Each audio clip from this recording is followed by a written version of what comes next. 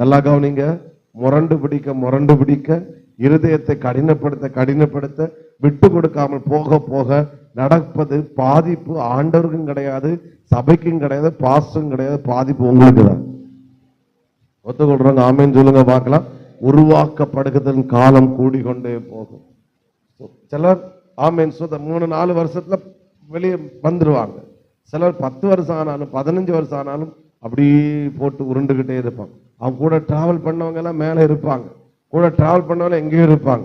உன்னையும் அந்த இடத்துக்கு கொண்டு வர ஆண்டவருக்கு சித்தம் உண்டு. பட் நீ எங்கேயோ இன்னும் இடம் கொடுக்கல, எங்கேயோ இன்னும் விட்டு கொடுக்கல.